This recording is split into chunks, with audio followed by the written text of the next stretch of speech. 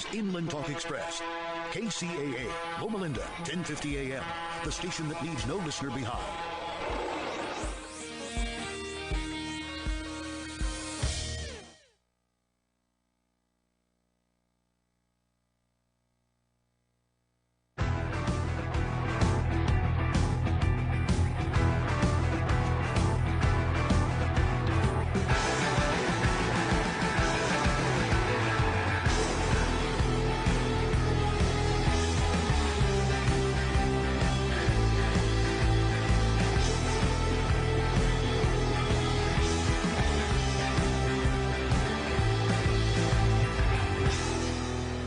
My name is Dan Reddick here today with the Real Men of Real Estate on KCAA Radio out of Redlands. You can find us on your dial at 102.3 FM, 1050 AM, as well as 106.5 FM. Today we're going to be talking with a friend of mine, Spencer, about his foray into real estate investing and kind of lay out how a regular Joe gets down the road and gets started in this. He's got a great story and broken down a lot of barriers to get there. So welcome, Spencer.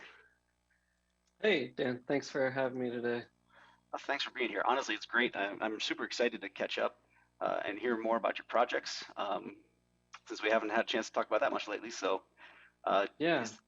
why don't you just start off, tell us a little bit kind of about yourself. Who are you? Yeah. So I'm Spencer Reisman. I have been doing real estate for, I guess, maybe 3 or 4 years. It's we could probably get into it later. I don't know really when to say I officially started it. So I'll get into more of that when we talk about my story a little bit. But yeah, I've been doing real estate for a few years, just kind of chipping away at it. I do work full-time as a web designer. So to me, it's just kind of something I'm trying to build in my spare time and hopefully transition to something much more full-time when I can make that happen. That's pretty amazing. I like it. What do you do in your free time? So outside of kind of poke around looking at real estate,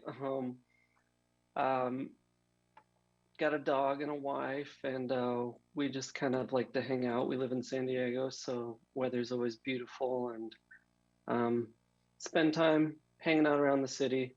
We like to travel. My wife actually works in the airline industry, so love to travel. She has family in South America. We go there a couple times a year if we can, if there's not like a pandemic or anything. Right. And yeah, I mean, anything creative, generally, I'm drawn to. You know, that's how I got into web design in the first place. Okay, I see. Started as a graphic designer, and nobody really does print stuff anymore, so it just kind of moved into web design. And I think that's kind of my draw into real estate as well, is it's just like, there's so many different ways of being creative with it. So anything creative, I'm generally interested in. Right on. Oh, that'll serve you really, really well in real estate, I think. Yeah. So at this point, you're mostly interested in rental properties, is that right? Yes. Yeah. I did try a flip last year. Right now I'm doing rental properties, long-term rentals. Okay. And What yeah. part of the country are those in? So right now I have 2 properties, and they are located in Fort Wayne, Indiana. That's my hometown, actually. Okay. Haven't lived there for a long time, but I'm comfortable with the town at least, and the area, and it's cheap. Like I said, I live in San Diego, so that's kind of what drew me to that market. I'm well aware of how much houses cost here, so you know, that was like, to me, the gateway was to get in over there. Okay. So what kind of a city is that? Could you describe the market a little bit? Oh man, that's a strange question, actually. I never even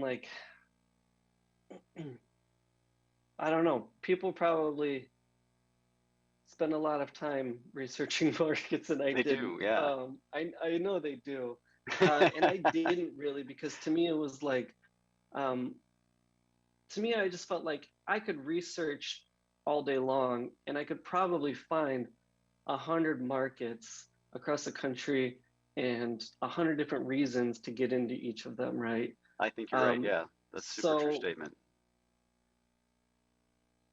and I also have like, I'm looking at this market in a different lens, right? Because like my primary reason for getting in Fort Wayne, Indiana was that I already knew the town. Hmm. So as far as like market statistics, I don't know what to really tell you. If you have like a more specific question, I could maybe answer it, Well, but sure. maybe I can't. What's the population like? Okay, so I believe they're maybe around like a 250,000 Okay, that's pretty good now. sized. Yeah. So it's like a city, second biggest city in Indiana, for Hmm. what it's worth. Okay, that Um, matters. Yeah. people, I tell people that a lot of times it doesn't matter. Anytime I meet somebody from Indiana, they tell me where they're from, and 9 times out of 10, I don't know where that place is, whatever they say to me. Because there's Sure. just so many like little towns, and even like the surrounding towns around Fort Wayne. Like my realtor would be like, "Oh, I saw a deal in such and such," and I'm like, "Where's that?" And it's like, "It's 30 minutes away, man." I'm like, "Oh, well, I don't know." Like, I Right. never went there. I mean, I moved out when I was 18, Sure. and never lived in Indiana again. So I was like, well, during the 2 years that I could drive myself in Indiana, like if I didn't go there, I don't remember it. Yeah, I But can yeah, relate to so that. it's a city. It's like a 250,000 people, and I would say it's mostly middle class. Mhm. Um, it's got its good sides and bad sides, like anything else. Okay. Yeah. What are some of the major employers in town? Is there like a, Mm. car manufacturer, or is there any other like major sources of employment? There are like factories, and gosh, Okay. now I'm not going to be able to say these off the top of my head, Oh, but that's fine. That's fine. So but it's there made up are some factories. a very large medical equipment manufacturer nearby that I can't remember the name of. I think the Johnson and Johnson family is like Oh, from okay. there. They have houses there or something. Yeah, but gosh, man, I don't know. I can't really tell you a ton about the market That's okay. I, just because try to. it wasn't something that really like affected my decision. I knew enough that I could get a house there. I knew people rented houses there, Mhm. and I knew approximately how much people would pay to live there. Right. And so for me, it just came down to running numbers on deals, Uh-huh. right? Right. And it didn't matter to me where these people were working or anything like that, because I also wasn't like, when I started investing there, I wasn't super concerned with the scalability of what I was doing there. I Right. just wanted to get going. And I I, never thought like, this is the market I choose and this is the market I'm now going to be scaling in uh-huh. over the next 10 years. It wasn't like that. It was like, I know that I could get a few houses here and I could make a little bit of money off of them. Right. And it's going to be So it's a stable town with sufficient employers. You were familiar with it already. So, yeah, so why not? exactly. Yeah. Yeah. I honestly, I think that's really refreshing to hear because, I've certainly been to a lot of classes myself over the years and talked to a lot of people who are analyzing the perfect rental opportunity city, right? So Hmm. far down that they never do anything. And you went out there and said, I know a place, the rents make sense to the purchase prices, and I'm going to do something and not sit on the sidelines. Like that's great. I respect that so Yeah, to much. me, it's never been about finding the perfect place, the perfect deal, the perfect opportunity. Because the reality is I think you could go into almost any town in America and be like, and ask yourself, is there a real estate investor making money in this town? And the answer Hmm. is always going to be yeah, Every somebody's single making time. money Yeah, here. every single time. Somebody's making money here. So if they can do it, I can do it, right? Yeah, So it's not, yeah, to me, like looking at the other factors were much more important to me. Like, do I have a support network there? right. And the answer to me was yes. No, I found that, despite what you may think, you're still doing a lot of it. But despite how big your support network is, but Sure. that's another story. That makes sense. I get it. Wow. Well, that's really neat, honestly. Pretty cool how you got into it. I can't tell you the number of people who come to my real estate club or that see what I post on social media sometimes and are still talking about how to talk about it, or how to analyze a deal 2, 3, 5 years later. Crazy. That's pretty neat. Good for you. I love it. Yeah, and I gotta say, like, I'm really not like a spur of the moment, like fly by the seat of my pants kind of guy. Like I do put a lot of thought into these things. It's just like, okay, I'm maybe putting thought into different things and not necessarily like hard numbers or something like that. Right. Statistics. You wanted to get a good feel and you want to accomplish your goals. Yeah. Not solve a statistics issue. Yeah, I didn't just dive right in. It wasn't like I woke up one day and was like, I'm buying houses somewhere else. So, yeah. Wow. Okay. Well, that's pretty neat. I mean, that's such a different take than what we see on TV, and what you kind of, if you ever run across the ads for real estate investing, and just flip houses now, make all the money in the world, and it's a lot of work. Totally, and it's a lot different from what you hear even on like podcasts and stuff. I listen to so many podcasts, and sometimes it's difficult to listen to stuff like that because if it doesn't resonate with what you're doing, it's inspiring, but that doesn't necessarily mean it resonates with like what you're doing or how you feel about it. Absolutely. Yeah. Wow. Yeah. I never thought about it quite like that. You're totally right. And I guess that's kind of the irony of what I want to try and bring to people with this radio show is kind of what it really is, and not something that's sugar coated or follow these 10 steps and now you're a real estate millionaire. So that's I'd never really thought about how it resonates in quite like that. That's neat. That's a great perspective. Wow. Yeah, so thanks. What's the maybe most interesting or biggest difference from what you expected to what you found so far? Dan, these weren't on the list of questions you sent me. Yeah, you're making me think here, man. I guess it would be just the amount of time some of these things take. Oh yeah. Right? They don't move quickly. And you're dealing with people's houses here. So it's not like, things just move much slower. And it's a little different from like coming from like web design. Then it's just like right, I can put up a website, quick. A simple website in like a couple weeks, but things just move a lot more slowly.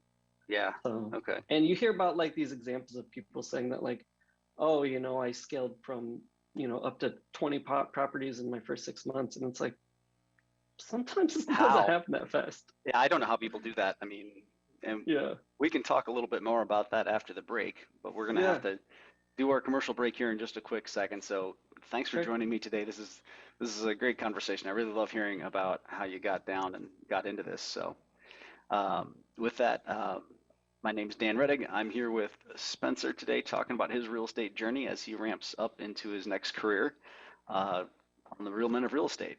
So you can find us on KCAA Radio out of Redlands, and we'll be right back. I love how New School is able to help me greatly with my career. Because they actually have experience working in the field. The greatest thing about New School is the fact that there are so many different disciplines, which allows you to really understand and get a good insight into different types of design. And I think it's that whole changing mindset of what design can really do for a city, and this is kind of the place to be. This environment cultivates creative thinking. This is Steve Matley. Join me every Thursday at 3 p.m. right here on KCAA for Building Solid Foundations radio talk show. I spent decades as a professional construction manager, business owner, real estate developer, and a college educator, and I enjoy learning new things from other people. We talk a lot about real estate, business, and finance, but we cover a diverse range of other topics as well. Some of the topics we've discussed in the past few months include real estate investing, leadership, higher education, ADUs, marketing using technology, multifamily rental properties, business strategy, entrepreneurship. You never know who may show up or what they may talk about. So join us right here on KCAA for Building Solid Foundations Radio. FireUp Connect is the most innovative business networking group, supporting and collaborating with a dozen of small businesses that are interested in building and establishing strong business connections, hosting educational live seminars while carrying out business and community-driven projects, as well as marketing programs as a part of its membership program. FireUp Connect also offers virtual assistance with a wide range of services including inbound customer support, chat support, appointment setting and email management, graphic designing, video editing, web design and development, social media marketing, e-commerce solution, content writing and much more.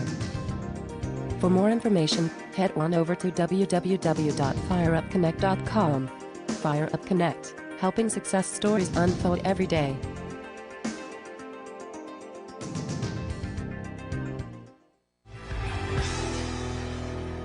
Hey everybody, welcome back to the Real Men of Real Estate here on KCAA Radio. You can find us on your dial at 1050 AM, 102.5 FM, and 106.5 FM. And we've been talking today with Spencer about how he's looking at life a little different and interested in getting into real estate. So welcome back, Spencer. Thank you. I kind of want to talk to you a little bit about how did you choose real estate investing? You know, what's the overarching impetus here that started driving you down this path? Sure. So, money. Absolutely. Money. It's a good starting point. Honestly, I think it was just kind of like one thing after another, right? Like all these things just like slowly transition and all. I could kind of like walk you through that, but I think like the overarching like reason for it is just like my entrepreneurial spirit, I guess you could say. Sure. And like I say money jokingly, but at the same time, like anybody in my family would probably like laugh and like nod their head at that, just because like I've always been like the like more like money-minded one in the family, right? Okay. Like people know that like I'm a saver. You know, new ways of earning money excite me and interest me. Right. Right. So anytime like somebody wants to talk about like a business idea, I'm usually like the one to get like super into that conversation, right? Just because I got it. I find it interesting. I find commerce and all that just very interesting. But certainly so explains like, some of our conversations and also your friendship with Eric as well. Totally. Yeah. Right. Yeah. Very like-minded people, which I'm drawn to because my family is not full of those types of people. So I have to get my fix elsewhere. Absolutely. But so like more specifically, I do like I want to tell you like how I kind of ended up here because I think it's interesting that really I got interested in stocks back when I lived in Chicago at my very first job out of college. Okay. My boss was always like looking at stocks and stuff, and I didn't know anything about it. Like when I say like I'm the only one in my family that thinks like this, but like that's true. And as a result of that, like I never received any sort of information or education on money or stocks or capitalism or commerce or anything like that. Like we just didn't even talk about it in my house. It wasn't taboo. It just wasn't, it wasn't a topic. And so I learned a bit about stocks from him and just started investing because he kind of said like, man, I've only been doing this for 15 years. If I had gotten into it in my 20s, like, at your age, like, man, like you have so much potential if you just start putting a little bit of money in now. Yeah. Time is the great equalizer, right? Yeah. So at one point I read this book, it's called Quit Like a Millionaire. And basically, the author is just like something I saw mentioned on Yahoo Finance, right? Because I'm just looking at stocks in the morning. Sure. Like, and I'm not like a big time investor. I just find it interesting. If I drip maybe $50 a month, then like that's good for me. But But this lady, Christy Shen, so she had this book, Quit Like a Millionaire, and she just talks about, putting money in index funds is like very simple sort of style of investing. And Right. her and her husband saved up enough money that they were getting passive income from dividends and whatever else, enough to quit their jobs at age 33 and travel the world.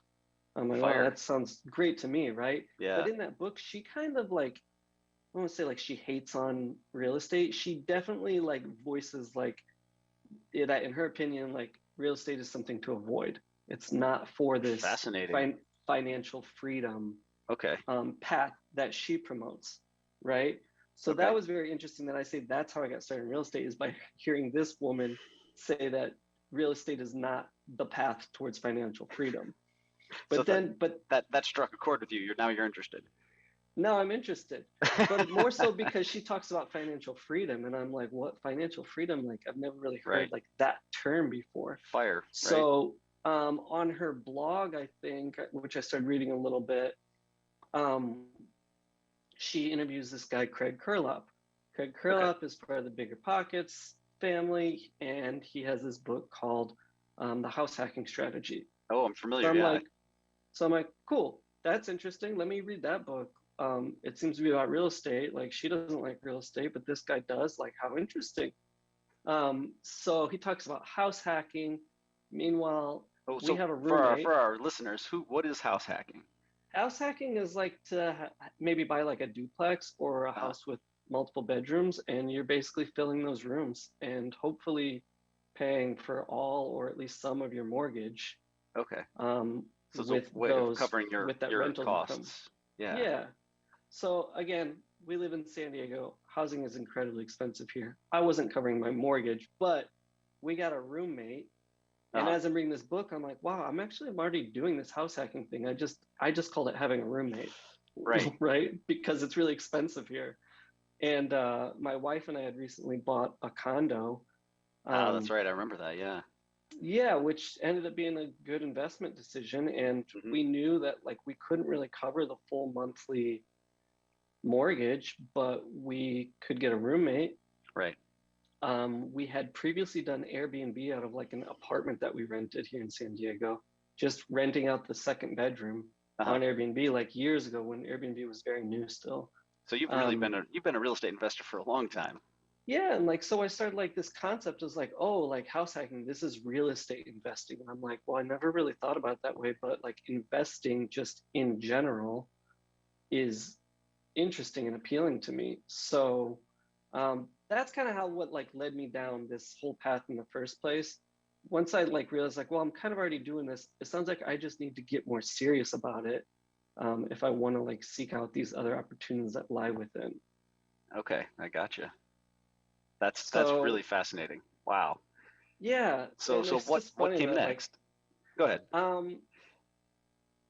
I guess what came next was I started having like pain in my arms because I work at a desk all day. And I ended up with this like workers' comp case and just like being in pain a lot, like every day. Yeah. That's brutal. I mean, living with pain. Wow.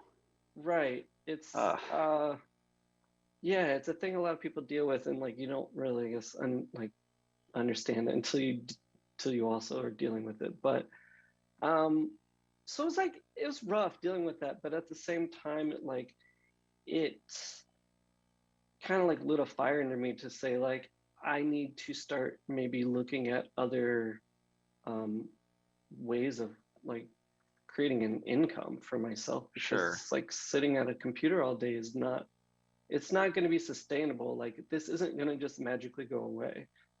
And even with the physical therapy and all that and the doctors, and yeah, I've been going through it. It's been years, but I realized like there, you know, like, so you just gotta, I guess, take charge and like figure it out, right? Because like the doctors aren't going to solve that problem for you.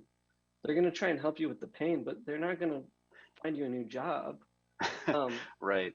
So I was like, I'm kind of already interested and like, you know, looking into this real estate thing, like maybe I should start considering this as more of like an actual career path, which it has not yet become. And that, I think that goes back to like me saying that, like, it's not always like you listen to these podcasts and all that, or at least for me, I listened to so many, like trying to learn about real estate investing, right? And I got super like absorbed by it all. It's almost too much sometimes. Like it just keeps you straying from idea to idea, and it's hard to take action. Totally. And like I got into this mindset of thinking like all this needs to be done very quickly, right? Because other people are doing it very quickly, and my arms hurt, and I just need to like get going on this as fast as possible, which makes it more scary, I think. You know, like people like they talk about like the analysis paralysis, where like people can't jump into their first deal or whatever. I think it's the pressure, like you just said. It's the pressure that we put on ourselves to kind of like try and like match up to all these examples that we see on TV or hear about on podcasts. Right. Yeah, I've done that. It's not that easy. No. It's not easy at all. And so many times you find out somebody who's jumped into real estate and they went from, 0 to 20 houses in the first 18 months or whatever, had, experience before in business, running companies, or they owned a couple restaurants or something else where they had to manage a lot of people and resources, and they understood how to read a P&L and put it together, and what does a deal structure look like. And if you haven't done any of that stuff before, boy, it's daunting, and there's so much to learn. And that's the majority of us, right? As real estate investors, we're normally coming from somewhere else. So, and that's the side of it they don't really talk about either, is like those sorts of things, like the paperwork, the P&Ls and all of that. It's like, they talk about building your team and all that, and it's like your core four and all that. Yeah, but there's just so much other little stuff. It's like, it's not just finding deals and buying houses, it's running a business. So you have to be prepared to like learn how to really be an entrepreneur. I think that's, well said. And it's so much more involved than anybody would realize. And I'm still figuring it out. Like I don't pretend to have the answers to these things. I think it's kind of it's a career-long journey once you get into it. Every time I think I know a whole bunch about a particular niche, then somebody says something else and I have to question what I know. Yeah, totally. Yeah, very humbling. Wow. That's amazing. That's really amazing. I love hearing about that and how you're getting through it. So we're going to take a quick break though. So I'm Dan Reddick. This is Spencer Reisman on the Real Men of Real Estate here on KCAA Radio out of Redlands. I hope you're enjoying this conversation as much as I am, and we'll talk to you guys in a couple minutes. I love how New School is able to help me greatly with my career. Because they actually have experience working in the field. The greatest thing about New School is the fact that there are so many different disciplines, which allows you to really understand and get a good insight into different types of design. And I think it's that whole changing mindset of what design can really do for a city, and this is kind of the place to be. This environment cultivates creative thinking. This is Steve Matley. Join me every Thursday at 3 p.m. right here on KCAA for Building Solid Foundations radio talk show. I spent decades as a professional construction manager, business owner, real estate developer, and a college educator, and I enjoy learning new things from other people. We talk a lot about real estate, business, and finance, but we cover a diverse range of other topics as well. Some of the topics we've discussed in the past few months include real estate investing, leadership, higher education, ADUs, marketing using technology, multifamily rental property, business strategy, entrepreneurship. You never know who may show up or what they may talk about, so join us right here on KCAA for Building Solid Foundations Radio.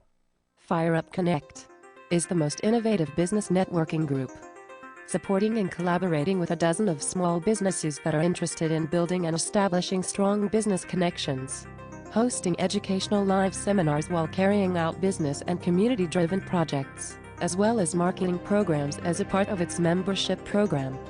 FireUp Connect also offers virtual assistance with a wide range of services including inbound customer support, chat support, appointment setting and email management, graphic designing, video editing, web design and development, social media marketing, e-commerce solution, content writing and much more. For more information, head on over to www.fireupconnect.com.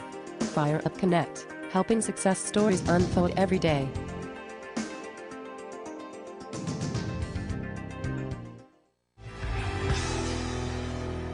Welcome back to the Real Men of Real Estate here on KCAA Radio. You can find us at 102.3 FM, 106.5 FM, or 1050 AM on your dial. So thanks so much for tuning in. My name is Dan Reddick, and I'm here with Spencer Reisman, and just talking about his journey into real estate here. So really fascinating in that last segment to hear how you got to real estate through someone pushing stocks who doesn't like real estate. That's a pretty fantastic story, Spencer. Yeah, it's funny how that kind of works out sometimes, but it is, yeah. I don't know. I think that's human nature, right? As soon as somebody says don't do it, you're like, right. Oh yeah, why? Is the stove hot? Well, let's find out, right? Yeah, it's hot. It is. Yeah, right. I have no fingerprints, and the stove is hot. Well, so you're in it now. You're doing it. I know you've got your first property in Indiana a couple of years ago. How's that one going? Well, so the stove is hot. It caught on fire. Oh, that's the one that caught on fire? Oh, that was my first one. So, yeah, this was all, 2020. Boy, that's a eventful year. Eventful year, obviously. So we had sold our condo, made money off of it, actually to a realtor who was like well known in our neighborhood, and sold it to him. Was able to take profit from that. Got our roommate to move with us, and bought a house right at the beginning of the pandemic, which was nice to have a house and not a condo. Oh man! But still, just like after all this research, like learning to like leverage financing as much as possible. So still put like the minimum, like 5% down on this new house, and then took just what was left over from the condo sale, and I bought a triplex in Indiana. So that was like my first like rental property, and this was already after like, I don't know, probably like 2 years of reading books, listening to podcasts and all that, right? So this wasn't just like I heard about this and jumped in. Like, no, we're talking like 2 years later now. So like I get like some people, it takes them a while. Some people do just jump right in, and good for them. But for me, it was a couple years. And that triplex, kind of like a lower class of building and tenants, I would say. The plan was always to like, hopefully, fix it up and make it nicer and all that. Okay. But yeah, like to the fire story, last fall. Let's dive right in. Yeah, sure. So like last fall, I got just like a text saying like, hey, are you the owner of, such and such property? And it's like late. My wife's like, don't answer that. It's a scam. Don't respond to that person. That's what I would have thought for sure. Like she's like, how would they know? I was like, these are public records. Like people can find this information. But anyway, so yeah, it turns out it caught on fire. Nobody was injured, but the building did. Man. Yeah, everybody was fine. And I have property management in place. Like that's one thing I think with out-of-state investing. Like, yeah, it stings to like pay them every month, and they're like, they're what, 10% of the rent? They are 10%, and then they also like add 10% on any like work that's done on the house that they do manage. One of those, yeah. Mm-hmm. It stings, but at the same time, you get in a situation like this where it's like, that's not me there. Like I'm laying in bed, just like texting my property manager, right? Like she's the one that's there, and there it's like late there. It's like 1 a.m. She's the one that's there, and it's like money well spent all of a sudden. Yeah, really though, really. Wow. And so everybody was fine. The fire really wasn't that bad. It has been an absolute nightmare because they're still working on this house. That was last fall, right? That was last fall. Wow, what happened? Like with the fire, or why isn't it done? Yeah. What's the holdup? I think it was like just an electrical fire. It sounded like, but it's just poor management, I guess, and just like, people talk about like finding good contractors is hard to, Yes, everybody I talks can about that, attest to right? that. Yeah, I can attest to that. The insurance company offered to like hire, they're like, do you want us to find somebody to fix this, or do you want to use your own contractor? It's like, you guys deal with it. I know what it's like trying to find contractors.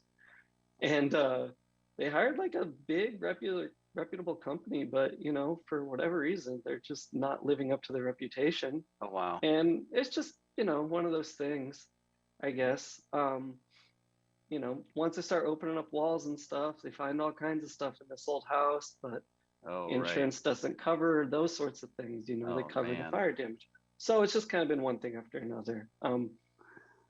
And coincidentally, though, like right when this fire happened, I was entering escrow on a second rental property in Indiana. Okay, so that's number 2. So I had this like, oh crap moment though, because I'm like, I don't really know what's going to happen with this fire stuff. Like we're just starting to like talk to the insurance company. But how much money do you need and all this other stuff for the fire? Yeah. Like I've already got earnest money down on this. Like, do I back out because I don't know where this is going? Or do I just plow through and, hope it's all okay? Wow. So that's intense. Yeah, it was any sleepless nights out of that one? No, I sleep pretty good all the time. Okay. Good for you. Plenty of stressful long days though. But yeah, lots of stress. But so anyway, I went through with the other deal still. The crew that I got on that, they were able to fix up that house, and it's already rented, and that thing's going already. But nice. Still working on that triplex, I guess. Dang. Yeah. Did you own one unit in the triplex or the whole triplex? Oh, I own the whole building. Okay, that's what I thought. Okay. It's like an old like historic house. Actually, so that's like part of like that sounds like trouble right there. Oh no. Like it's like governed by like the historic society or whatever in Fort Wayne. So there's like, once people start coming over to inspect it, then everybody's got something to say about what's not right about it. It's not just like fixing the fire damage. Now everybody's like, oh, this needs to be brought up to code, but you can't do it that way because it's not historical or whatever. So that's rough. That sounds hard. It's hard. And it's hard, I think, more just like trying to like constantly answer the question of am I doing this right? Like I think that's the biggest thing. Like it's all a mental thing, right? Like I'm here in California, like it's nice here. Like my pipes don't freeze. The pipes froze on the triplex, right? Because somebody didn't drain the lines. My pipes don't freeze here. Right. It's beautiful here. But like it's that mental game of like trying to communicate with people, across the country and like manage this whole thing. Like I haven't picked up a hammer. Like but it's, in some ways the manual labor really would have been difficult. easier. Yeah, I think so, because then like you'd feel like you have more control over it. And I think that's been the hardest thing for me about like out of state investing is just like I am sort of like I like to keep like control over things anyways. I don't want to say like I'm a controlling person. That doesn't sound good, but I guess if you want to say it, like I wouldn't argue. So it's like it's that like not being able to keep as much control over it as I would like. Like that's the most difficult part of all this. And like people not like living up to the expectations, right? Because the way I see it is I have this money, I give it to you, and then you do what we agreed on, right? Right. But it's not always that Sounds simple. I give you the money and then you don't show up, and then that's very frustrating. And then I feel like, it's like, what am I supposed to do then? Like, how do I not lose on this? And the fact is, like, sometimes you just lose, right? Right. Yeah. And it's difficult to explain that to people. Like, when my realtor, who's also like, he helps me with like my real estate investing stuff because he's very like hands-on realtor. He's also my cousin in Indiana. Oh, that's when he that's asks a great me like, resource, what's going on with your house? Why isn't it fixed yet? And like, all I can be like is, dude, I don't want to get into it right now. Like, I don't want to explain to you all the stuff that's going wrong with this right now. You know, or like even like a family, like when my mother or my sister is like, hey, like, what's up with your house? Is it fixed yet? And it's just like, you know, it's like that feeling of like putting your head down and be like, no, it's not fixed yet. Like, am I screwing up? Like, am I doing something wrong? Doesn't sound like it. It sounds like you're just running into trouble. Sure, but maybe I am, maybe I'm not, you know, like, it's like, you know, I've listened to a lot of people talk about like taking ownership and accountability and all that. So it's like, that's, I want to, but at the same time, like, I get annoyed with these people that aren't doing their jobs, right? So. And what do you do if you take like the Jocko Williams approach, right? Of complete, utter, total ownership, you know, all other things be damned. It's like, what's possible then, or can I handle it? It's a lot. Right, and hearing him say it, it gets you empty. You're like, yeah, I'm gonna take ownership, and then something like this happens, and you're like, these guys suck. So it's tough. It's that own like internal struggle, I think, of saying like, am I supposed to be taking ownership of this? Am I supposed to be blamed, like holding somebody else accountable? Because like, you know, which is still taking ownership. You're still doing what you're supposed to do. True. Yeah. Yeah. That's a tough set of circumstances, man. Wow. Yeah, but I think so. That's like, it's thrown me into these situations of, you know, I don't think I have the answer yet. It'll probably be a few more months when I can kind of look at it more retrospectively. And you've got the experience to know. Yeah. I think that's the key, though. You jumped and did something, and now you're making it happen, learning the lessons. Right. That's pretty cool. Well, we've got to take a break. Thanks so much for sharing that. That's really an incredible part of your story. I didn't know anything about that. So yeah, thanks for that.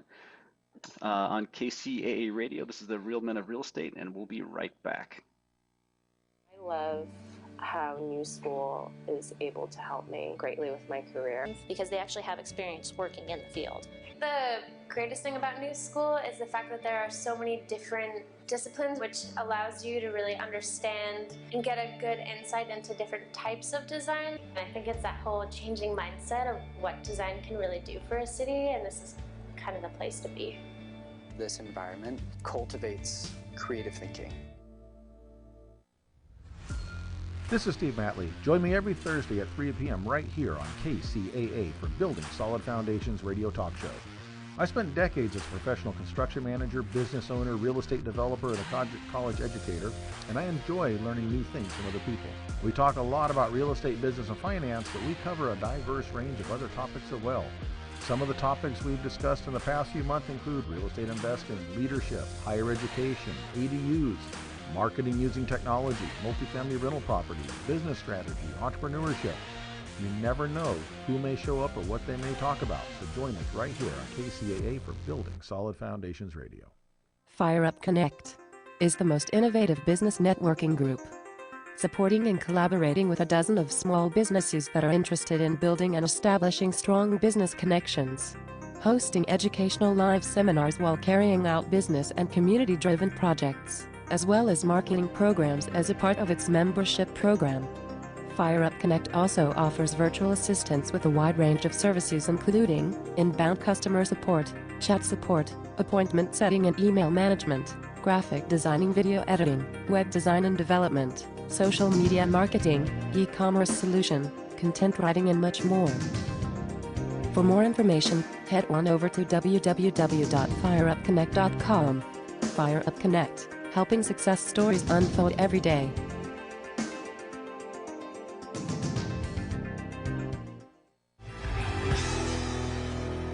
Welcome back to the Real Men of Real Estate here on KCAA Radio. You can find us at 102.3 FM, 106.5 FM, or 1050 AM. Continuing our conversation here with Spencer Reisman, and we were just talking about your first property you ever invested in that caught fire last fall. So you've been having a hell of a time working with contractors to get it back together. So where's it at now? Where are you going? Yeah, so right now it's sort of just a juggling act of trying to get the various things wrapped up, the things that were supposed to be fixed this whole time due to the fire, and then the things that were uncovered when, you know, either they found it when they opened up the walls or whatever, or like I briefly mentioned, like somebody didn't drain the lines and the pipes froze and just stuff like that. Wow. It is, I actually just talked to the neighborhood code compliance office this morning. There's a hearing in July. I don't think I'm supposed to be present for that. I wouldn't be as an out-of-state Oh boy, owner. that could get exciting quick. Anyway, it's supposed to be wrapped up now. They're basically like, they've been kind of like poking me saying like, hey, dude, you've had enough time on this. Like, we need to start like, you know, it's nothing serious. The letters seem very serious, but then when I got on the phone with the lady, she's basically like, yeah, we just need to know if this is going to be done anytime soon. So okay. Supposedly it is going to be done soon. It should be wrapping up by the end of this month, but you know, that'd be great. Gosh. Yeah, You're still getting income replacement from the insurance company though, right? Yeah, I am, which good. is like the only thing that saved me. Truthfully, I probably would have had to sell the property months ago if it weren't for that. Thank goodness. Big lesson to all our listeners about make sure that you've got the right insurance and the right amount.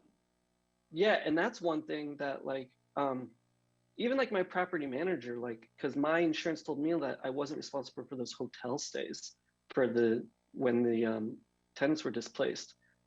And I told my property manager, I'm like, hey, these guys told me I wasn't responsible for this. And she's like, hey, I've been doing this a long time, and this is a lesson for me now that I need to be reviewing my owner's insurance policies as well. Right. So I was like, yeah, you never stop learning here. So anyway, it should all be wrapped up soon. Good news. Gosh, I hope it is for your sake, and I hope the tenants, are they moving back in? Same tenant or? No, new, better tenants. I haven't found them yet, but there will be new, better tenants. Good deal. All right. Well, yeah. Upward and onward, all that. I hope I hope this month is it. I hope so too. What are you working on next? You're gonna have all this free time, right? Right. So I'm not really sure. I kind of like slowed things down a little because of all this, and I knew I didn't really have like money to invest anyway, and I didn't want to get too many open projects at once. I flipped a house last year remotely, and it was really stressful, and I realized I just kind of maybe had too much on my plate at once. Yeah. So that was a learning experience for me big time. Didn't make money on that flip. Bummer. And probably lost a lot of hair, but a learning experience, and like that's what I kind of just had to keep telling myself. So I've kind of slowed down. I know that I'm going to be trying to ramp things back up as this all kind of comes to a close. I am looking to still move more full-time into real estate and less full-time on web design. But I want to be, you know, deliberate in the moves that I take. Right. Yeah, take these like lessons, roll it up into an action plan. Yeah, maybe I didn't do all the market research and all that, but like I said before, like it wasn't just like a whim that I bought these houses, right? They were deliberate choices that I thought about. So my focus time, research time just went towards other areas. Got it. But what I want to do right now is ideally look for maybe another single family home in Indiana once this wraps up. My wife and I are trying to look into getting an apartment in Columbia. So like that's where she's from. Oh, she inherited a small amount of money, enough for maybe like a down payment on an apartment. Okay. Because rather than trying to get that money out of Columbia and to here, it would take too big of a hit. And I would love to have like an apartment that we can use as like a short-term rental. Absolutely. Down there as well. Like to me, that interests me tremendously. Like I said in the beginning, like we really like to travel. So, and going all the way back to like my Airbnb days when we rented our second bedroom out, like it's always been something that interests me. I think we did a great job when we hosted, and I've always wanted to get back into it since then. Yeah, I share that passion with you. I'm eyeballing a couple right now. Yeah, so I would do it in San Diego too, but the cost of property here is crazy, and I don't really know what's going to happen with the short-term rentals here, but this fall they're knocking it down they're trying to take 10,000 of them off the market. And yeah, it's a 2-year lottery only, and it sounds like the hotel lobby got a hold of the city council. It's brutal. It's really brutal. I can't imagine operating an Airbnb in town anymore. I just can't see it. But anywhere like in this part of the country would be very, very cool. I would love to. But so yeah, like I know those are like 3 pretty different directions, but that's also like that's how I operate. I like to try new things and do different things. That's exciting. Wow. That to me is so much more exciting and interesting to me than trying to like scale up to 20 units over the next couple of years in Fort Wayne, which not opposed to it, but I'd love to do some of these other things as well. Well, get some access to other markets and, spread out a little bit so you're not so exposed to one town. One of the major factories closes, then what, right? Yeah, absolutely. And like I said, I'm a creative person. Like that's just who I am. So variety and try new things is what appeals to me. Right on. Well, before we have to sign off today, where can people learn more about you, or how can they get a hold of you maybe? I don't know that you can learn more about me outside of this radio show. It's my first one, and all right. So you can find me on Instagram, but you're mostly going to find travel photos. But if you want to look at my Instagram or message me on there, it'd just be at S Reisman, no spaces or special characters, anything, just S Reisman, SRYSMAN. Okay, great. Cool. Or Gmail, spencer.reisman@gmail.com. Feel free to reach out to me. Right on. Yeah. Well, that's great. I hope so. If folks are interested in getting into things or want to talk to you about what you're doing, that'd be really cool. So thanks for being here today. I really enjoyed the conversation. This is really interesting to hear about some of the details I hadn't learned about yet. A lot that I hadn't learned about yet. So thank you so much for being here. Thank you, Dan. Yeah, now I need to go get an agent. So perfect. Well, thanks again. And for the Real Men of Real Estate on KCAA Radio, have a great rest of your afternoon.